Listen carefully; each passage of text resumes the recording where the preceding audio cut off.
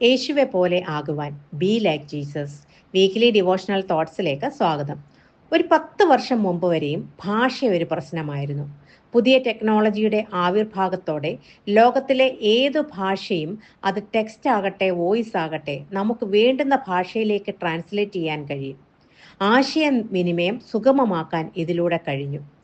മാളികമുറിയിൽ പരിശുദ്ധാത്മാവിനാൽ നിറഞ്ഞ 120 പേർ ആത്മാവ് അവർക്ക് ഉച്ചരിപ്പാൻ നൽകിയതുപോലെ അന്യഭാഷകളിൽ സംസാരിച്ചു തുടങ്ങിയെന്ന് അപ്പോസ്തലപ്രവൃത്തികൾ 2-ാം അധ്യായത്തിൽ നാം വായിക്കുന്നു. ആ നാളിൽ യെരുശലേമിൽ പെരുന്നാളിൽ സംബന്ധിപ്പാൻ വിവിധ ദേശങ്ങളിൽ കുടിയേറിപ്പാർത്തിരുന്ന യഹൂദന്മാർ ഉണ്ടായിരുന്നു. മാളികമുറിയിലെ മുഴക്കം കേട്ട് അവരെല്ലാവരും അവിടെ ഒത്തുകൂടി. ഗലീലക്കാരായ അരമായ ഭാഷ സംസാരിക്കുന്ന സാധാരണക്കാരായ ശിഷ്യന്മാർ പുതുഭാഷ സംസാരിക്കുന്നു. കേട്ടവർക്കൊക്കെ അത് അതിശയമായി മാറി. തങ്ങളുടെ സ്വന്തം ഭാഷയിൽ അവർക്കത് കേൾക്കാൻ കഴിഞ്ഞതിൽ അവർക്ക് അത്ഭുതം തോന്നി. 2-ാം അധ്യായം 9-ാം വാക്യത്തിൽ പറയുന്നു, പർത്തരും മേർസ്യരും മേദ്യരും ഏലാമ്യരും മെസ്സപ്പൊട്ടാമക്കാരും തുടങ്ങി 15ഓളം ഭാഷ സംസാരിക്കുന്ന ആളുകൾ അവിടെ ഉണ്ടായിരുന്നു. അവർക്ക് ഈ 120 പേർ പറഞ്ഞത് മനസ്സിലാക്കാൻ സാധിച്ചു. ആട്ടെ, അവർ എന്താണ് പറഞ്ഞതെന്നറിയാമോ? 11-ാം വാക്യത്തിൽ പറയുന്നു, ദൈവത്തിന്റെ വൻ കാര്യങ്ങൾ അവർ പ്രസ്താവിക്കുകയായിരുന്നു എന്ന്. ഇത് വായിക്കുമ്പോൾ 2 സ്ഥലങ്ങളിൽ നടന്ന സംഭവങ്ങൾ നമുക്ക് ഒരുമിച്ച് ചിന്തിക്കേണ്ടിയിരിക്കുന്നു. 1 ബാബേലിൽ, 2 ജെറുസലേമിൽ. രണ്ടും പ്രധാനപ്പെട്ട സ്ഥലങ്ങളാണ്. ബാബേലിനെ പറ്റി ഉൽപ്പത്തി പുസ്തകം 11-ാം അധ്യായത്തിൽ പറഞ്ഞിരിക്കുന്നു. അവിടെ മനുഷ്യൻ തന്നെത്താൻ ഉയർത്താൻ ശ്രമിച്ചു. നമുക്കൊരു പട്ടണവും ആകാശത്തോളം എത്തുന്ന ഒരു ഗോപുരവും ഉണ്ടാക്കാം, നമുക്കൊരു പേരും ഉണ്ടാക്കാമെന്ന് പറഞ്ഞ് അവർ പണി തുടങ്ങി. എന്നാൽ ഇവിടെ അപ്പോസ്തല പ്രവർത്തകർ 2-ാം അധ്യായത്തിൽ ദൈവത്തിന്റെ വാഗ്ദത്തത്തിനായി ഒരുമിനപ്പെട്ട് കാത്തിരുന്ന, ദൈവത്തെ ഉയർത്തിയ, ദൈവത്തെ ആരാധിച്ച ഒരു കൂട്ടത്തെ യെരുശലേമിൽ കാണാം. ബാബേലിൽ ദൈവം അവരുടെ നിഗളവും അഹങ്കാരവും കണ്ട് അവരുടെ ഭാഷ കലക്കിക്കളഞ്ഞു. ആളുകൾക്ക് പരസ്പരം സംസാരിച്ചത് മനസ്സിലായില്ല. കെട്ടിടം പണിയാൻ കഴിയാതെ വണ്ണം വിവിധ ഭാഷകളെന്ന് ആ ജനം പറഞ്ഞു തുടങ്ങി. അങ്ങനെ പണി അവസാനിപ്പിച്ചിട്ട് ജനം ചിതറിപ്പോയി. ഇവിടെ അവർ ദൈവത്തോട് മത്സരിക്കുകയായിരുന്നു, ദൈവത്തെക്കാൾ വലിയവനാകാൻ ശ്രമിക്കുകയായിരുന്നു. എന്നാൽ യെരുശലേമിൽ കീഴ്പ്പെടലിന്റെ അല്ലെങ്കിൽ അനുസരണത്തിന്റെ മനോഭാവമായിരുന്നു ശിഷ്യന്മാർക്ക്.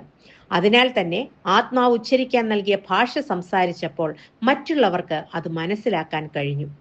ബാബേൽ സാത്താന്റെ രാജ്യത്തെ പ്രതിനിധീകരിക്കുമ്പോൾ യെരുശലേം മഹാരാജാവിന്റെ സ്ഥലമാണ്. ദൈവം തന്റെ നാമം സ്ഥാപിക്കാൻ തിരഞ്ഞെടുത്ത സ്ഥലമാണ്. അതിനാൽ തന്നെ അവിടെ ദൈവത്തിനെതിരായി മത്സരമില്ല, കലാപമില്ല, ഐക്യതയും ഉണ്ട്, ആശയക്കുഴപ്പമില്ല. സുവിശേഷം പ്രസംഗിച്ചത് നിമിത്തം പീഡ കാരണം ദൈവമക്കൾ പിൽക്കാലത്ത് ചിതറിപ്പോയെങ്കിലും അത് സഭയുടെ വളർച്ചയ്ക്ക് അനുകൂലമായി മാറി. നമുക്കൊന്ന് ചിന്തിച്ചു നോക്കാം, നാം ഇന്ന് എവിടെയാണ്?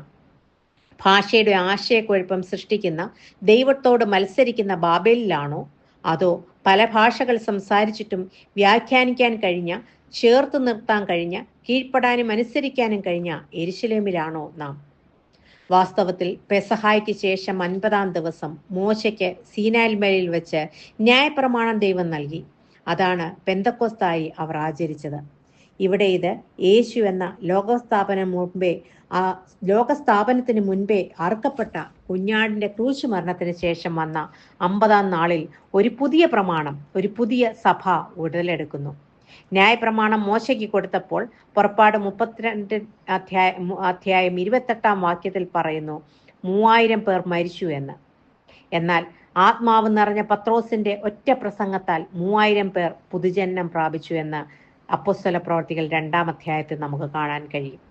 എന്നാൽ മറ്റൊരു കാര്യം കൂടി ലൂക്കോസ് ഇതിനെപ്പറ്റി പറയുന്നു. ചിലർക്ക് പരിഭ്രമവും ചഞ്ചലവും ഉണ്ടായപ്പോൾ മറ്റു ചിലർ പരിഹസിച്ചു. എന്ത് പറഞ്ഞെന്നോ?